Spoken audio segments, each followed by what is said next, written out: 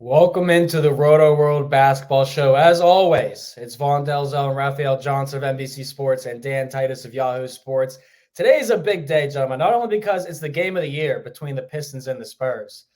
We have a lot of things that have been happening, injury news, contract news, and first thing is first. Your boy was right. Go blue. Yep. What did I Yep. say? You were right. I spent 6 Don't go hours. against Vaughn and the bets, man. College football, that's your bag, man. You got it. Man, I mean, between me, Brad, and Eric, we made over 80 units this season in college football, most profitable college football show in the country. But I spent 6 hours today doing restraining training, all right? All wrestling moves and holds because I work at a juvenile detention center. And you know what? Michael Penix definitely is more sore than me entering tomorrow and today. That's all I want to say. But a lot of news happening, gentlemen. I'm not the only one getting paid out here. You know what I'm saying? Kawhi Leonard got his payday too, Raphael. Big contract extension in Los Angeles. What's the make of Kawhi, the Claw? I don't think this impacts much in fantasy. He's an elite fantasy player regardless of where he's playing. I think if anything, it's about the stability of the franchise. You know, they're moving into their own arena next season. They're a clear title contender based on how they've played since adding James Harden. Now there are reports that they could be working on something with Paul George, kind of lock him up for the foreseeable future. So I think if anything, you're just looking at the stability that they've got with the Clippers. And that's something we haven't been able to say about that franchise very often in its existence. So That's a true point. You won't hear me saying many good things about them in general, but 3 years, 152.4 million. That's a good decision with Kawhi Leonard. Dan, what's your thoughts on the situation? Happy for Kawhi? Yeah, for sure. I mean, I think I'm more happy from a fantasy perspective that he's actually playing in games. And so I think just locking him up makes the most sense the way that they're playing with James Harden now. As Raph alluded to, they're already working on a deal reportedly with Paul George. So I think they're just trying to secure this core as long as they can. It's actually one of the big threes that could work. I don't know.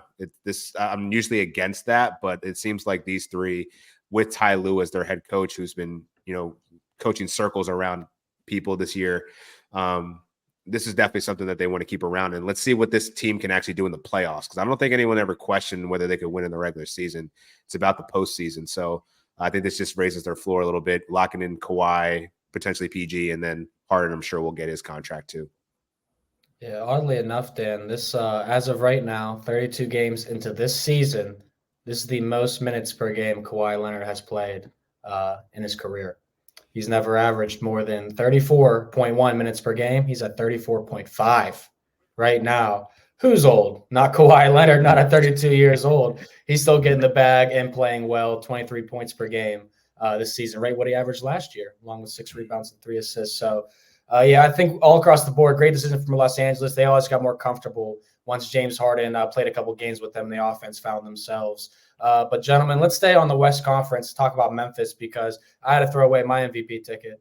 Ja Morant wasn't eligible, but now he's not even playing. Dude is out for the season, shoulder injury. We also got, Jaren Jackson, Santi Aldama. They're all injured as well.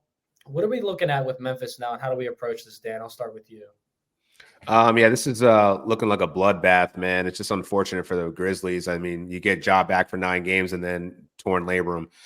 And it's funny because I mentioned on this show, I was like, is he a sell high when he was going off? But I was only basing that off of the fact that he's known to miss games and he's typically like a top 70 guy, but that wasn't a victory lap by any means. No one expected this to happen. But I think it's more concerning. Also, Marcus Smart left with a finger injury. He's going to be getting an MRI. This team's going through it. So I'd be looking at Xavier Tillman. He came off the bench, had 28 minutes, had a double-double with 2 blocks in his last outing. So with Santi Aldama out and Bismack Biyombo just being regular, I think you could give Xavier Tillman a look in deeper leagues.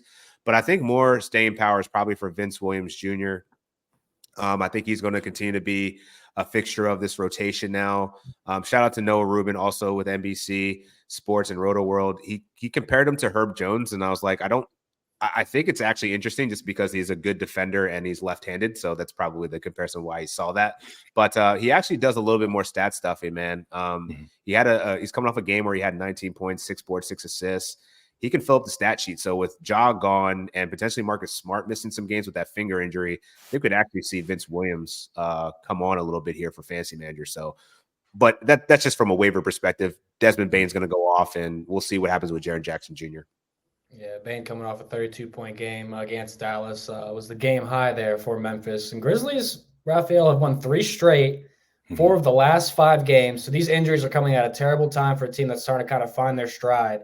14-23 on the season. Obviously, give us who to look at. But what would be the better bet here? The Grizzlies to make the playoffs or to finish last in the Western Conference?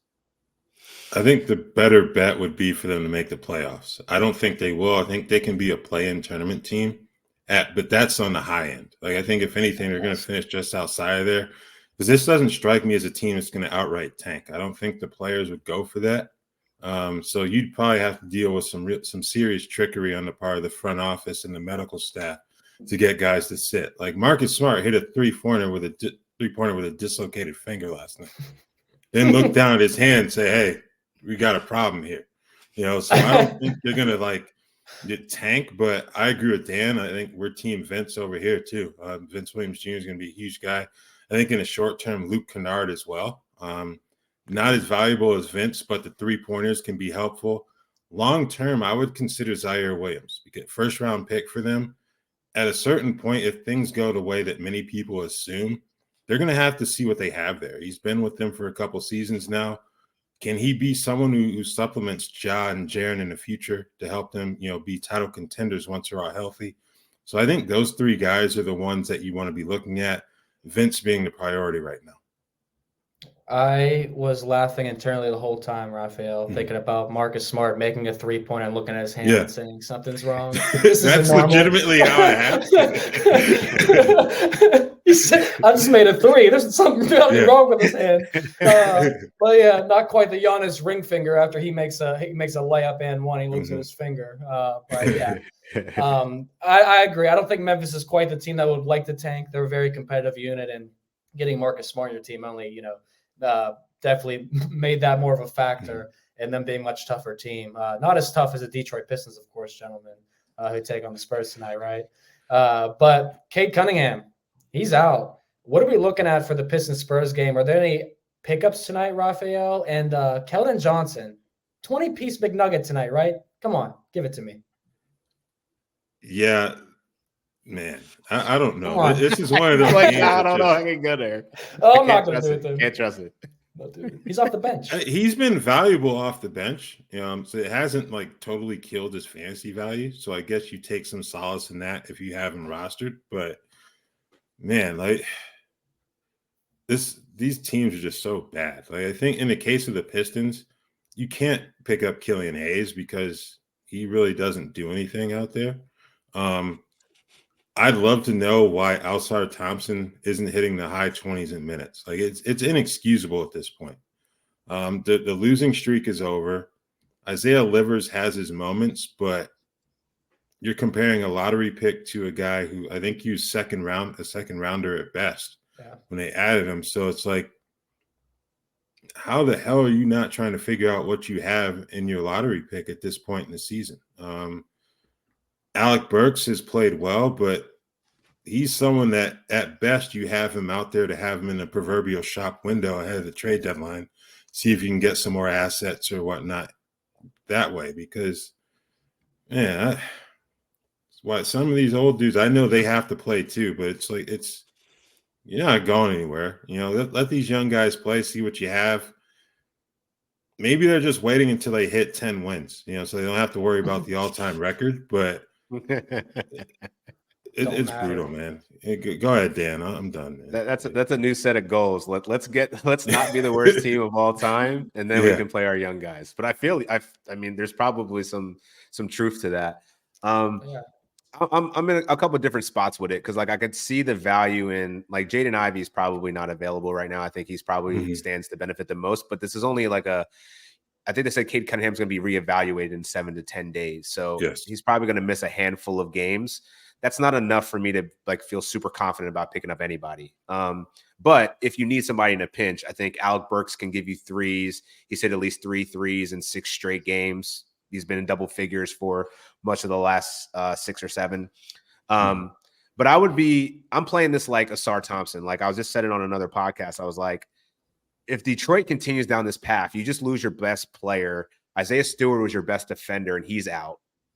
You're just going to continue to lose. So at this point, if you're a fantasy manager, I would be looking into people like Asar Thompson because I think it is going to come to a point where people are going to get so frustrated with his lack of minutes that they're going to drop him. He's down to 45% now. I said in a couple leagues that I'm in with 12-team leagues, he was dropped. If you're a contending team, I'd pick him up because there's going to be a certain point where the levee's going to break and they're just going to have to play these young guys. So I'm playing the waiting game, the patient game for Asar Thompson. I think it's going to be his time. We saw what he could do in the beginning of the season when he actually got minutes. Now we just hope that Detroit stops lying to us all and saying that they're going to be sellers. They're not going to be sellers at the trade deadline. Like, bro, what is your options? You have Bojan who's balling ridiculously. Yeah. You have somebody that's Alec Burks that can, give you valuable minutes for a contending team. Like, just get rid of these guys. They don't want to be there. Like, even last night, dude, they dropped 50 points in the first quarter, and then they wind up just absolutely getting trounced the rest of the game. Like, just stop it. We don't believe you. We need more people. Yeah. No, I agree. Those two names in specific are guys that need traded ASAP for Detroit. But, the Pistons have been the kings, literally, of the first quarter over the last 4 or 5, 6 games. Like, they come out on fire. Then they're like, all right, we did what we had to do. But Isaiah Livers, something Raphielle said, I agree 100%. Third-year player, 25 years old, 42nd overall pick in the second round, has never given you more than 20 minutes per game outside of one season. And that's when everybody was injured. I think it's pretty much time to move on from guys like that, especially when he's shooting a career low, 27% in his most minutes played. So, move on from that. Get Asar in there. Who co-signed him? Because, he's all right. There's got to be someone from the Michigan coaching staff on the Pistons coaching staff now. It has to be, dude. Because there's he's not that critical of a player that you're like, I need to get you minutes. I need to see more of you. I don't understand that. Yeah, that train has left the station, and it was years ago. The Indiana Pacers, though, Tyrese Haliburton, man, it's at a terrible time. He gets injured. He's got a hamstring injury. So now we're looking at TJ Prada-McConnell, my guy, or Andrew Nebhard, who's been a hot pickup, and he's been mentioned a lot in the show. Would you prefer one or the other, Raphielle, and who else could benefit? Give me TJ McConnell, and that's not the Arizona Wildcat in me speaking here. I think he can be more effective in terms of the assists and the steals. He was an absolute pest defensively in the second half of that win over Boston on Monday. I believe he can do that. Even if he's coming off the bench, I think he's going to ultimately be a more valuable player than Nembhard in fantasy. Another name I would have right now is Benedict Mathurin, if he's available. Yeah. He's been on fire recently offensively. Coming off the bench, I think he's someone that they're going to need to find the points, some of the points that Haliburton provided in terms of scoring and assisting in some way, shape, or form. Mathurin's not much of a passer in terms of setting guys up, but he's going to go get his. I think he's someone else. If he's available, especially in a shallow league, I'd roll the dice on him right now. Yeah, Benedict Mathurin, man, has been awesome. I was considering getting in some action on Benedict on the prop market because of the Haliburton news. Dan, what's your opinion now on the situation? They're on the second night of a back-to-back tonight against the Wizards. Obviously, a nice team to continue to play offense and no defense against. I think Raph said it best, man. I think obviously TJ McConnell's the guy that you prioritize in this situation just based off of his history. 10 games last year without Haliburton in the lineup, 15 points, 6 boards, 8 dimes. You know what you're getting out of TJ McConnell. But I would say, he's probably not available in most leagues, 12-team leagues. He's 47% roster right now. So I would give Nembhard a look. I think it's worth it. He's under 20% roster right now. And last season, way bigger sample size. This is 24 games without Haliburton last year. He averaged 14 points, 7 dimes, and 3 boards. So he's, as Raph said, TJ McConnell can still be effective off the bench. But if Nembhard's starting, he's worthy in deep leagues to add. So, I think he's a winner here. Another player that I feel like is still not getting enough respect is Aaron Nesmith. And I love Raph's point of Ben Mathurin. He is more rostered. He's 65% rostered, so you might be able to find him in shallow leagues. But Nembhard is still under 40%, and it doesn't make any sense. This dude is a top 80 player over the last month, and he continues to just do like everything for the Pacers. Like, even though he's undersized, like he gets you threes, he gets you rebounds, he gets you stocks. He gives you a little bit of everything. So like, this dude is a guy that I think should be more rostered in fantasy leagues right now. So if he's out there on waivers, like, pick him up. I think he's going to continue to be a trusted role player for Rick Carlisle going forward. Absolutely. There's a lot of them in Indiana. And I mean, the offense right now, it's just, there's enough to go around for everybody. 127 points per game. That is would be the NBA single season record if the season was to end today. So Pacers are en route to do that. And they're, playing at top 5 pace. The last thing I'll add to the conversation, because you guys hit on everything perfectly. I'll say from a betting perspective now, Haliburton's most improved player odds and MVP odds obviously dropped drastically. I would stay away. And now if you're looking at the most improved player market, Tyrese Maxey, Dan's guy, obviously the favorite at -200. I would probably take a look at Alperen Şengün or Scotty Barnes. Scotty Barnes going to get his look second half of the season. I mean, Scotty seems like a good market to get, especially if Siakam ends up getting traded. Like, for the comments that Darko made at the end of the game, he made no mention of Pascal Siakam as being the future cornerstone. That was all Scotty getting downhill, not getting his respect. So I don't know. We could see a narrative shift there a little bit. I think Scotty's definitely earned it from a fantasy perspective. He's probably, he's easily been one of the fantasy MVPs this year for sure. Raphielle, let me ask you this before we break Dan's heart in a second here. Who do you think has a bigger second half of the season, whether it's, just playing fantasy between Şengün and Barnes? Oh, that's a good question. I think I'm going to go Barnes, just banking on what happens at the trade deadline. You've heard reports about Sacramento being interested in Siakam. Siakam doesn't seem too thrilled with that prospect based on the reports, and he's going to be a free agent. So I think eventually Toronto's just going to have to make a move there, since it doesn't seem like they're convinced that he's going to be a cornerstone alongside Scotty Barnes. And I believe they're probably going to want to allocate more of their funds towards Emmanuel quickly, just to solve that point guard situation and anything. So I think for that reason, I would go Barnes. And also, Houston's been kind of fortunate with injuries. I know they had some guys miss time, most notably Tyrese, but overall, they've been rather fortunate. So I think as some of the other teams in the West get healthier, Şengün and company are going to have a little bit tougher time. But they've been a very positive surprise thus far. Yeah, the Rockets definitely have been one of the most surprising teams in the NBA. They kind of cooled off the past few weeks, but still doing more than what everyone thought they would be doing with that young core. In other news, I can't believe it, but Joel Embiid's ducking the Hawks. Crazy. Dude's really scared of Clint Capella, Onyeka Okongwu, Trae Young. That's wild, Dan. Man, I feel like at this point, like, I'm just counting to 65. Like, because I feel like Joel Embiid has to have that number in his mind if he wants to be back-to-back MVP. I think this at 9 games now, so he's got 8 more left to go. I'm slightly concerned, but I'm not overly concerned. I think that he's played a lot this season, so I'm not surprised that he needs this maintenance, rest period or whatever. I think you could stream Paul Reed. I think I said earlier in the week that I probably wouldn't stream Paul Reed, but I was expecting with this long of a hiatus that Sixers have been off for 3 days.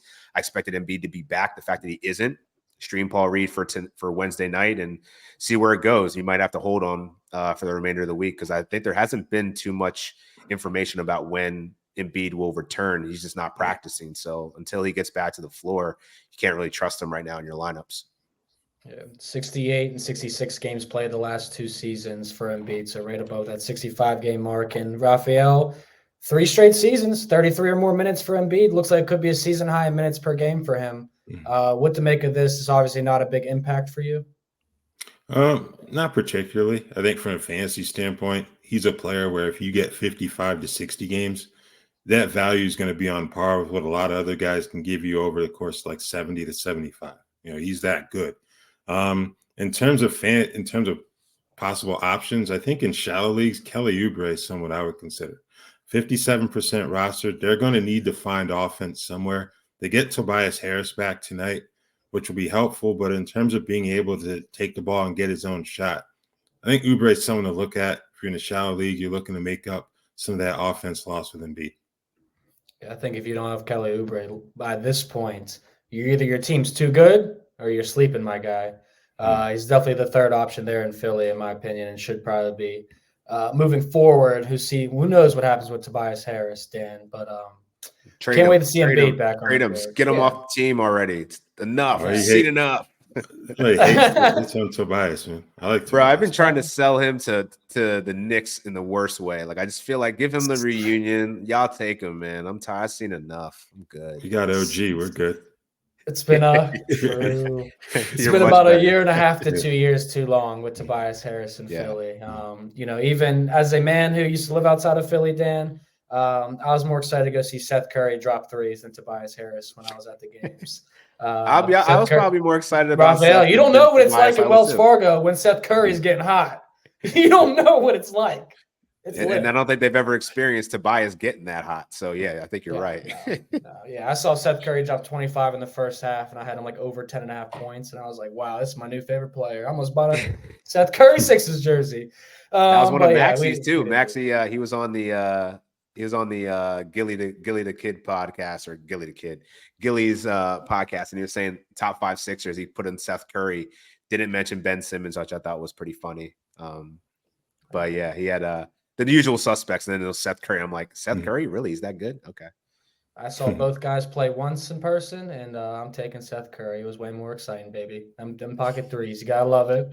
But anyways, you know how I feel about Ben Simmons. But you guys know how I feel about Super Wildcard Weekend, right? The NFL. It's a big weekend, right? NBC and Peacock kicking off the Super Wildcard Weekend with a bang, baby. Our doubleheader on Saturday begins at 3 p.m. Eastern. We're going to lead you guys up to the Browns and Texans game. Then tune into Peacock exclusive matchup between the Dolphins and the Chiefs at Arrowhead at 8 o'clock. We'll wrap up the weekend by bringing you an NFC battle between the Rams and Lions too. Coverage starting at 7:30 p.m. Eastern on Sunday. Lots of great football. We got our rookie quarterback against Joe Flacco. Got to give the edge to Joe there. We got the Chiefs at home in the snow. Got to give them the edge too. And then Goff for Stafford, their former teams. I don't know. Go find someone else that cares about that game, because I'm just going to enjoy and watch, guys. A lot of injuries, though, to talk about in the NBA. Let's start with the Golden State Warriors, man. Chris Paul got a hand injury, expected to miss between a month and 6 weeks now. Draymond Green should be back at some time. We haven't talked about him in a while. He was actually at training with me this morning, putting some people in some locks. And everything like that. But Raphaelle, what do you think about Golden State? I think this kind of forces them to fully trust Brandon Podziemski. He's been in the rotation, but it felt like the minutes kind of fluctuated. Now you really don't have that option. Beyond him, I don't think anyone is excited about Corey Joseph in fantasy basketball. Bless his heart for still being an active player, but that's the most I can say there.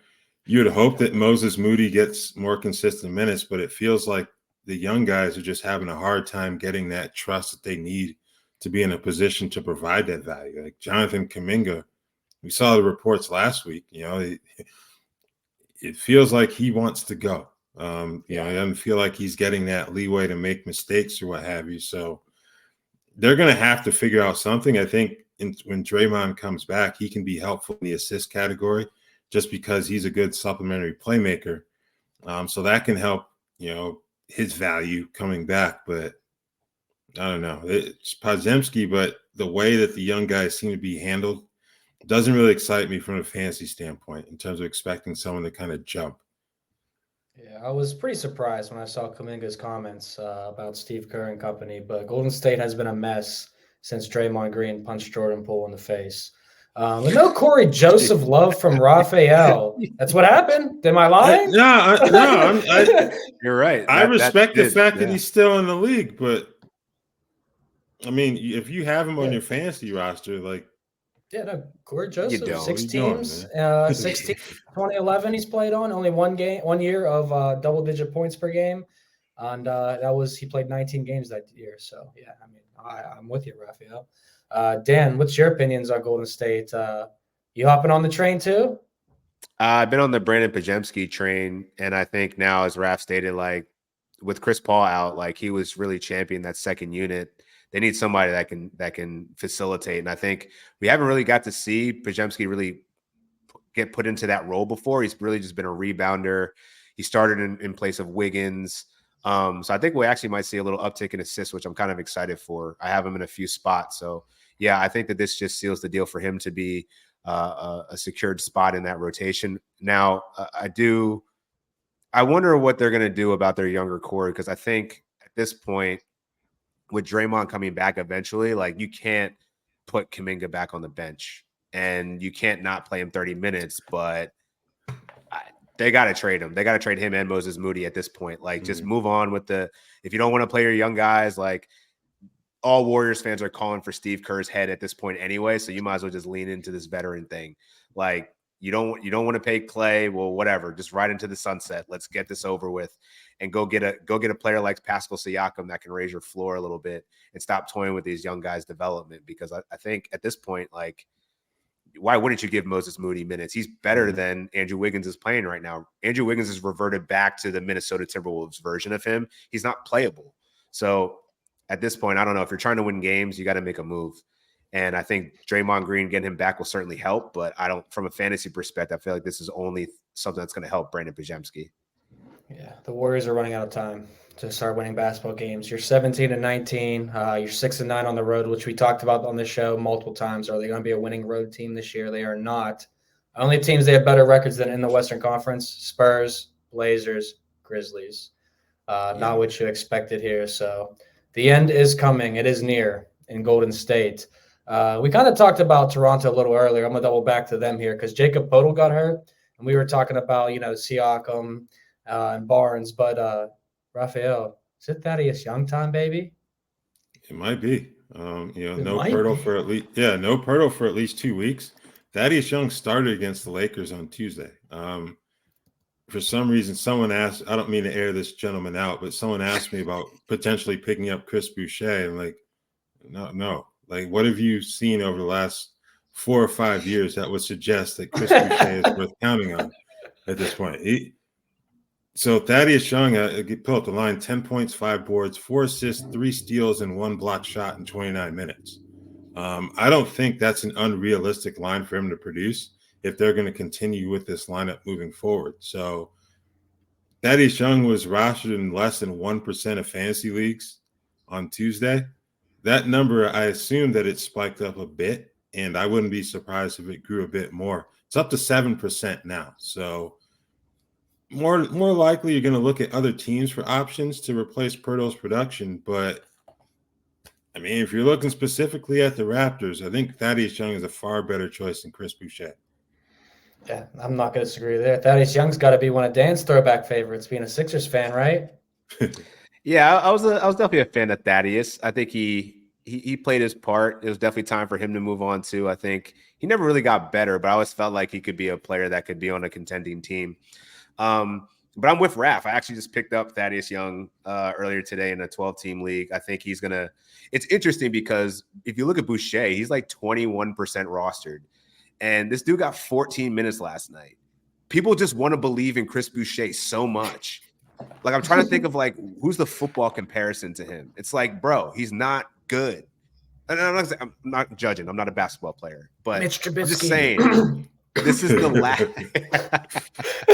This is the second regime where this dude is not getting consistent minutes. Like, if he was making that much of an impression, he would be getting those minutes, not Thaddeus Young. So with Thaddeus playing 28 minutes and Raph reeled off his stats, man, like, I think that's the guy you need to add here. And he also has dual eligibility, whereas Boucher only gets power forward. So, and that this is in Yahoo. So yeah, man, I'm team Thaddeus Young here. He's one of those guys that can kind of fill up the stat sheet, and he doesn't need more than 20 minutes to do it. So I'd much rather rely on him than Chris Boucher. I was also a Thaddeus Young supporter when he was in Chicago. He's been around the league and back for sure. But I wanted to read you a crazy stat. Yeah, he's an all-around great player. He's going to do points, rebounds, assists, get you some stocks. But his last, so from 2010 to 2013, Dan, in Philadelphia, this man shot 34 three-pointers. His last year in Philly, 292 three-pointers shot. This He was never a man, 3-point shooter. they said get him out of Philadelphia. So I thought that That was must have pretty been interesting. was that trust the process or right before it, right? Because Yeah, I that think was he was right like one of the before. last ones to go before it was like, all right, we Yeah. got to blow this up because this is going. You guys were nowhere losing fast. by 30 on a night, and Thaddeus was like, Yeah. I'm a three-pointer now. I'm a three-point shooter now. Him, Evan Turner, Iguodala, like, bro, you just got a whole bunch of non-shooters on this floor right now with Jahlil Okafor. Like, what is this roster? 10 years later, you guys trusted the process, man. And it's all worked out. Tons of championships. There's no ring, but we're getting there. Yeah, we're getting there. We'll be getting there for the next few years too. But I'm done. All right, Raphael. Let's talk about the Miami Heat. They got a ring. They got another. Yeah. They got a ring. Mm-hmm. Kyle Lowry. He's joining Jimmy Butler, Caleb Martin on the injury report. Doubtful versus the Thunder. The Thunder haven't been playing that great over the past week. Is a guy like Josh Richardson a must add, or is there anybody else on your radar? I don't know if I'd classify Jay Rich as a must add, but I think he's pretty close to it. Lowry's out, Butler's out, Martin's out. You still have Tyler Hero and Bam Adebayo to serve as playmakers, but they're going to need someone else. And I think Josh Richardson can fill that role.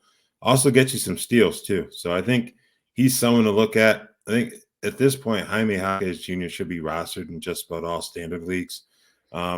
If Duncan Robinson's kind of lurking on the waiver wire, I don't know why he would be, but that would be someone else. But I think in terms of someone who's readily available on the waiver wire, I would say Josh Richardson right now. Only 11% rostered, so that would be the guy I would add right now. Must add, I don't know if I go that far, but pretty close. He's no Bismack Biyombo or Duop Breathe, right, Raphael? Yeah. Not getting there yet. All right, Dan, what do you think? I like the names that Raph threw out, but I would actually go Kevin Love over all of those guys. He's 37% rostered, and I get it. The dude's old. He's 35, whatever. But, like, he's still doing what he normally does. He shoots threes, he rebounds, and he scores. And without, Highsmith, without Caleb Martin, without Jimmy Butler, he's going to continue seeing around 20 minutes, and that's all he needs to do to produce. So, like, I think in unison with Josh Richardson, I think I'd also look at Kevin Love if you need another player. Yeah, well, Kevin Love's a guy, man. Every time I watch him play with Miami, you could see he's enjoying the end of his career. Whenever it's going to come, he's having fun out there. He's playing. It's something I hope Klay Thompson definitely finds when we were talking about a little earlier. Klay Thompson and Steph probably, given how this year's going. But I like both the calls there, and shout out to Kevin Love for the gray hair he's got going, a little silver fox-esque. I like it. Let's talk about DeAndre Ayton and company. We talked about Duop Breathe, Raphael. But Ayton sideline, Jabari Walker sideline, Moses Brown sideline. They lost to the Knicks. Go Knicks. Who's worth picking up here? I think it's still Duop Breathe. He's the priority add. He didn't play great against the Knicks, but overall he's been pretty good recently. Ibu Baji. I never thought I would be saying his name on this podcast, but he played pretty well the other night, had a couple blocked shots. I don't think, unless you're in like a 30 deep league, I don't think you're going to be rushing out to add Ibu Baji. But I mean, the fact that he's on the radar says a lot about what he's done recently and also the state of that rotation, just because of all the injuries. We don't know exactly when Ayton's going to be back. Brown's an extended absence deal because he had wrist surgery. Walker, I don't think it's as bad as Ayton's situation, but he's also got like an undetermined timeline. So Duop Breathe, might as well get him. I got him in a 30 deep league to begin the week. So yeah. 30 deep. Yeah. Man, you got to go 30 deep to play. Somebody, man. That's dropped him and I grabbed him immediately. So see, you're picking up good players like that. I'm picking up Sam Merrill because I'm just getting scraps. Like, oh God, I got nothing. Yeah. Are you competing in that league? Are you good in that one? Are you actually have a good spot? I'm competing. Right. This week has been hard because Haliburton was my centerpiece. But yeah, I've been doing pretty well. I'd like to see Jeremy Grant grab 4 rebounds in a game once, but yeah,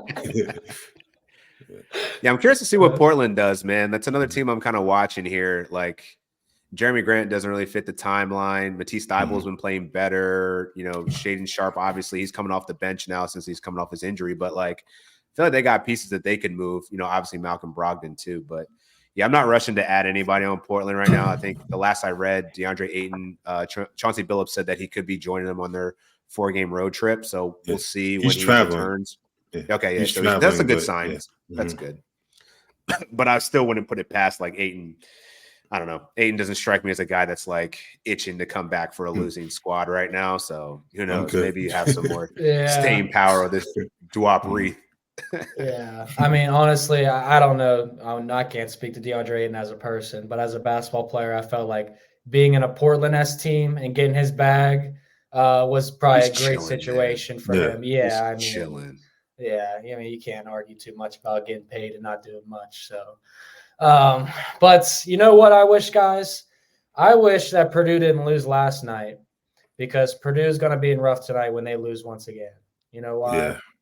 The reigning National Player of the Year, Caitlin Clark, is continuing her incredible season. They take on Purdue tonight on Peacock. And Clark and Iowa, I mean, they've been one of the best teams. The Boilermakers are undefeated at home. So you got to watch this one and check out two of the hottest teams at 7:30 p.m. Eastern. Exclusively on Peacock. And I have no idea why sportsbooks don't have Caitlin Clark or women's props up, because they would make a killing off of fools like us probably. You just set up 34.5, and I'm like, yeah, she's like Luka Doncic, Joel Embiid. She getting them buckets. So, she pretty much is Luka, man. Like, she's must-see TV in terms of like how much her usage is and like her efficiency. Like, she's crazy, man. And I mean, there's been a couple really, really, really special female basketball players the past few years, but I feel like Caitlin Clark might be the very top of that, might be at the tip of the iceberg when it comes to women's basketball right now. So I'll be tuned into that game, also watching Wisconsin, Ohio State men, which should be a good game. But let's talk about 3 players. RJ Barrett, Walker Kessler, Zach LaVine. Raphielle, where do you want to start when it comes to selling these guys or buying some stock on these guys? I think I want to start with RJ Barrett. 30th in 9 over the past week, according to Basketball Monster. He's never been that kind of fantasy player, but let's be honest, the trade has been beneficial for both teams here and the players involved. You get better fits for each of these players. You know, Barrett, he's not doing as much in isolation, which is probably a good thing. You know, more cutting, you know, more running around where he can just make quick decisions instead of trying to methodically attack a defense. I think that's been better for him. But again, 3rd round value, I'm not expecting that from him. So I think he would be a sell high for me personally. Yeah, definitely a very popular name after the trade too. So people are going to have their eyes on him and his new situation. Real quick before Dan hops in, from a scale from 1 to 10, 10 being the best, how happy are you with that trade a week or 2 later now? I'm giving it a 9. You know, I think it's a OG's great trade, been a great fit, you know, and I think RJ and Quick are in situations that are more beneficial to them too. So I'm not one of those people who thinks you have to fleece the other team in a trade. I think the best trades are ones where everybody gets value. And I think that's what's happened here in New York and Toronto. Well said. Hard to disagree with that. Yeah, well said. Dan? But RJ? I'm actually holding RJ, man. I believe in it. I don't know, man. Like, going back to Ontario, I feel like there's something about him having a chip on his shoulder, saying like I don't disagree with him. He helped make the New York Knicks better. He left it in a better place than it was when he got there. And so I feel like this is his chance to kind of showcase like what he can do as a second, I would say he's like a 2B to Siakam, because I think Siakam's numbers have definitely declined a little bit since he's coming over there with Quickly. But I don't know, man. I feel like he just looks like he's playing differently. And I think it's for a lot of the things that Raph described, like just the situation that he's in and the style of play of Toronto, maybe more conducive to his skill set. Dude, he's rebounding better. He's passing the ball. His facilitation's been better. And he's knocking down the open looks. And I think there's like a BS call at the end of that game where he got called for an offensive foul where like he could have had another assist in there. So I don't know, man. Part of me feels like RJ Barrett might actually be legit with Toronto. And so I dropped him on one team. I spent more money to go pick him up again, and unfortunately, I got him. And I'm holding him in another spot, man. I'm gonna die on this hill. I'm with RJ. This is gonna be his best season yet, and I think getting into a new scenario, he's gonna work out well for him. I agree. I think that, over the past 2 years, you definitely saw the season by season improvement of RJ Barrett, and I feel like at certain points this year, you start seeing a lot of things get put together, especially with the 3-point ball. And when that falls, he's a totally different player. So I'm in agreement. I would probably hold on to RJ Barrett, but I'll say this. He's been overshadowed at most points of his career by somebody else, whether that was Zion in college, Julius Randle right away, then Brunson coming in. So he's never really had his chance to shine. So I hope everything does work out in his home country of Toronto, Canada. Obviously, Canada's the country, Toronto's the state. Walker Kessler. One caveat to that real quick. Raph is right in selling him just off the fact that he's top 30. I'm not expecting that. And you're not going to get a top 30 player for RJ Barrett ever. Can you expect top 50, Dan? No chance. But you could probably get like I'm trying to find the right person to trade, but like I just don't know no one wants RJ Barrett. That's the other beauty about it. Like you could probably find him on the streets for super cheap. But I think you could probably get like a top 75 person for him if he keeps this up, which I think that's fair. Yeah. Walker Kessler, Raphael, how do you feel about him? He's had a 5th round value in 9-cat over the past 2 weeks. I'm actually not too concerned. I know he's coming off the bench. I know some managers would prefer that he be starting, but Utah has been playing better basketball just because the offensive spacing has been better. Moving John Collins to the 5 now, they don't defend very well, that starting unit, but the offense has been very good. Kessler's still getting, mid to high 20s in terms of minutes per game, and he does so much in terms of blocking shots. I think he's still going to be fine. So I think he's a hold for me. I don't think I would be selling him at all personally. How about you, Dan? Would you be selling Walker Kessler off the bench? Selling his ass. You're gone. It's been too long. Like, bro, he's not doing anything. His fantasy value, that 5th round value you're talking about, is spiked because he averages over 2 blocks a game. Other than that, I'm good on 8 rebounds and 8 assists, or 8 rebounds and 8 points. Like, he's just not living up to the hype. And honestly, I'd rather have Isaiah Hartenstein right now than Walker Kessler. And that's saying a lot. That is saying a lot. I got this guy's team wrong last week.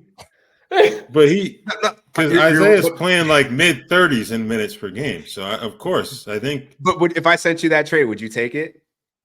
Right now, yeah. That's different because you get 13, you get 12, 13 more minutes per game of a guy who's a better rebounder, and he's blocking some shots as well and some facilitation. So yeah, of course I would take that deal. I'm just saying, I don't think I'm not off the Walker Kessler bandwagon. I know. Yes, I didn't expect that, Dan. So you liked him 2 months ago. I feel like, dude, like how's he? And this is the Will Hardy problem, right? Like, unless something happens, like if you trade Olynyk, if you trade John Collins, who's also getting minutes at center, Raph is right. Like, they're winning games in their current format. I just think if they continue to do this, like Walker Kessler isn't Walker Kessler unless he plays more minutes. Like, I need to see double doubles, not like 6 and 5 and 4 blocks. Like, that's cool. I'll take the blocks, but you're pretty much getting Daniel Gafford at that point. Actually, Daniel Gafford's been even better. But I'm just comparing it like you're a block specialist. Like, that's really all you are. And I feel like you could probably sell him just off the name of what he was on last year, or like just sell the blocks. Hey, he's top 50. Like I'd be looking to move him. I would say this. We saw this from the Jazz last season where they were playing better than people expected. Then what did Danny Ainge do? He started shipping people out at the deadline. And then so I'm telling you, I like that call. That's wait it out. I agree with that. You got a month. Now, if they don't move anybody, then you might be in a little bit of trouble. But I'm telling you, man, have some patience here. I'm a Raphael. Utah's definitely trading somebody, and Walker Kessler is definitely someone I'd be holding on to. How about Zach LaVine, Dan? He's on the bench too, man. Yeah, he is on the bench. You selling him?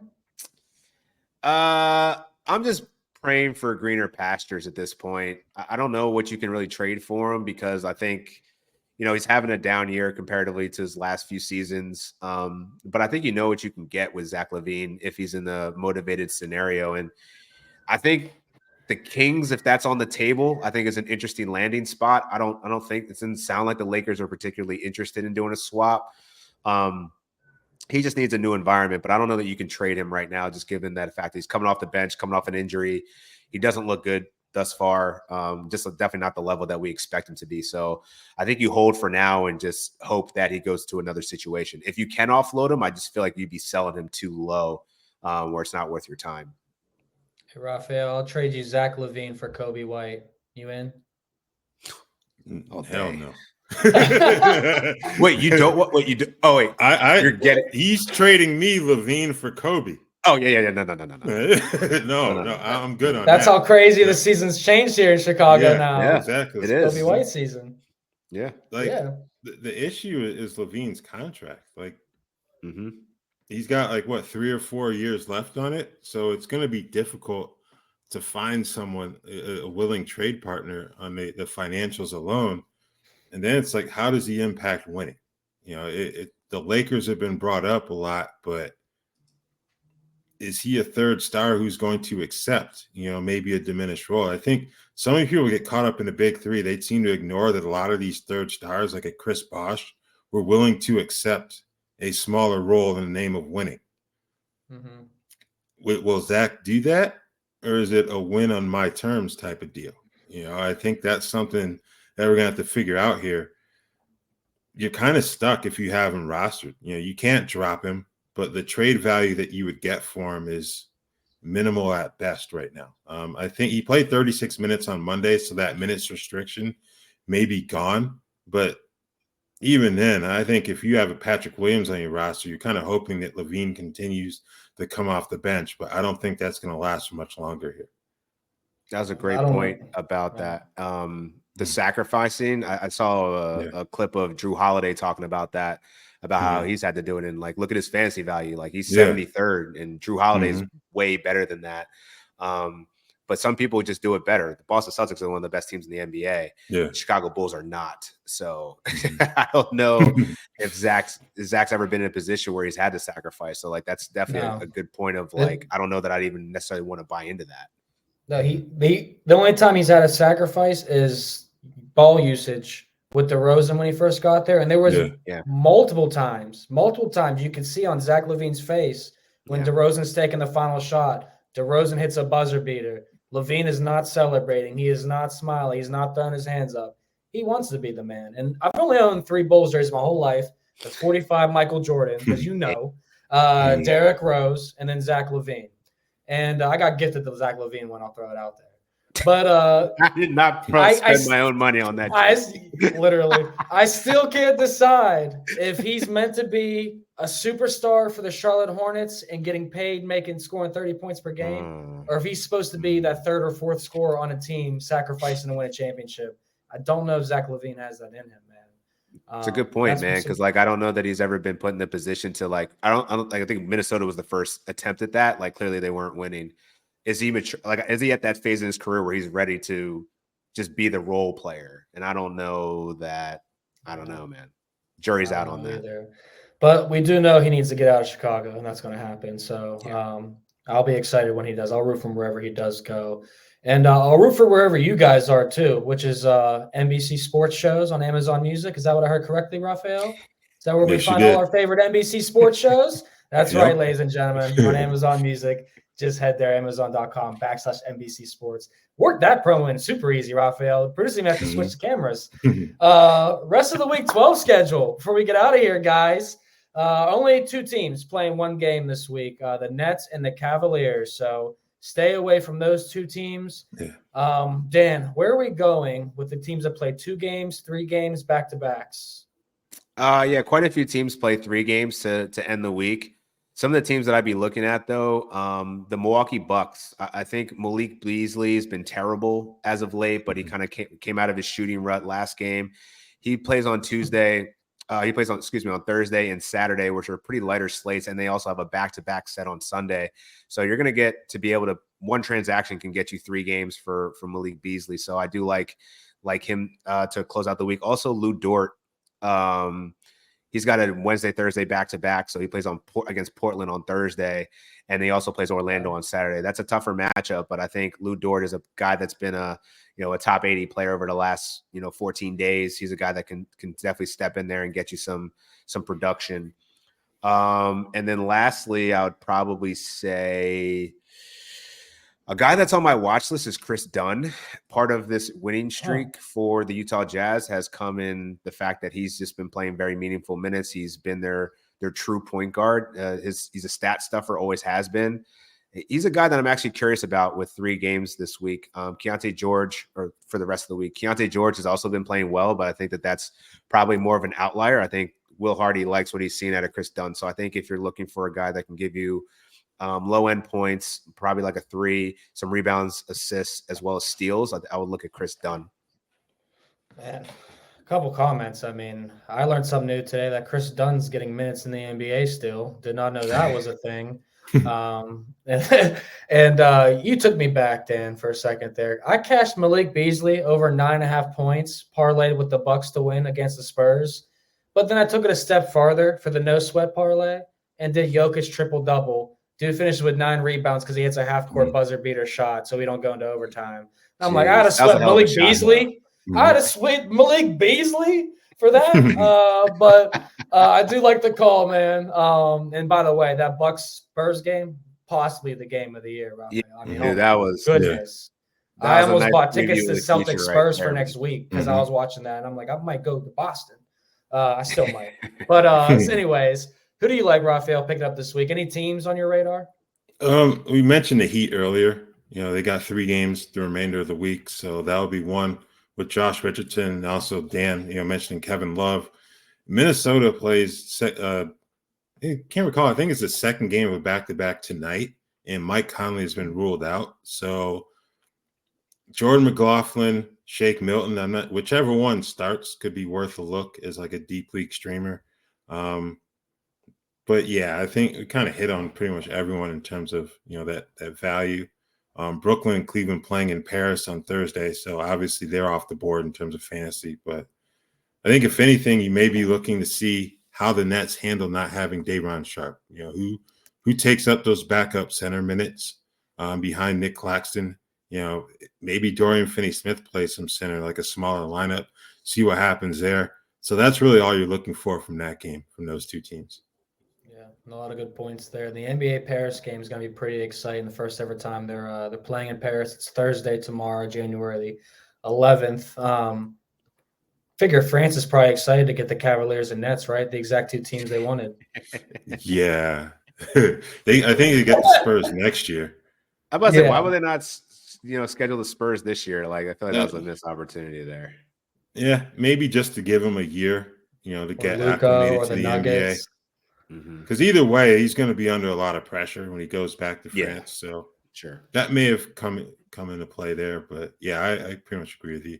You know who's the most mad? They're not playing in the Paris game. Killian Hayes and the Pistons. Yeah, the league did us a favor last year. That's enough.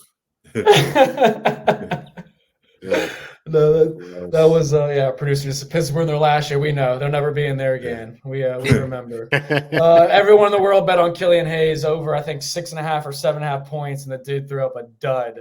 We're like, bro, like it's the only time we're ever betting on Killian Hayes. Jesus. But do you guys have younger brothers, younger siblings at all? Got an older one. Got an older one. Okay, so I'm the oldest. I have 4. 2 younger brothers, 2 younger sisters, right? Sheesh.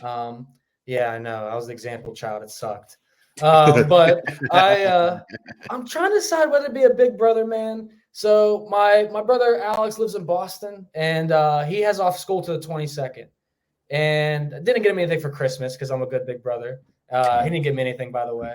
But I was going to buy him tickets. No, I'm the pettiest. I was going to buy him tickets for Wembanyama visiting the Celtics next Wednesday night. They're 150, and my younger brother said that he would go too if I paid for the other brother's ticket because obviously he didn't want to pitch.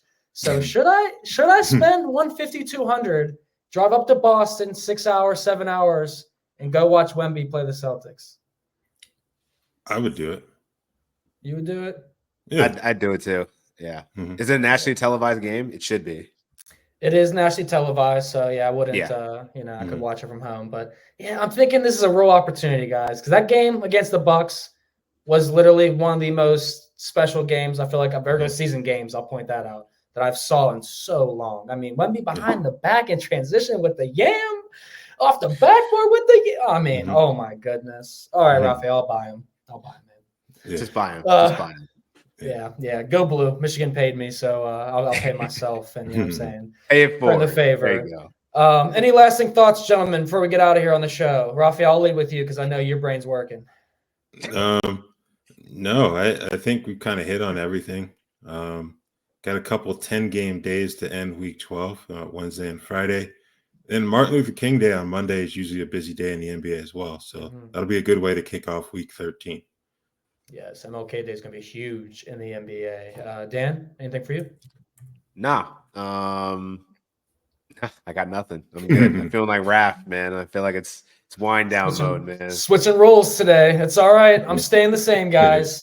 But no, great show as always. Again, make sure you guys do check out all of Dan and Raphael's work. Dan on Yahoo Sports, Raphael on NBC Sports, especially with MLK Day coming up. I'm sure these two are going to be busy when the rest of us are going to be chilling at the cookouts. Hopefully you guys get some cookout time for yourselves. But for Raphielle Johnson, Dan Titus, Vaughn Dalzell, and producer Adam Wise, we hope you guys get invited to the cookout. And if you have a cookout near Raphael, invite the man. He's working hard.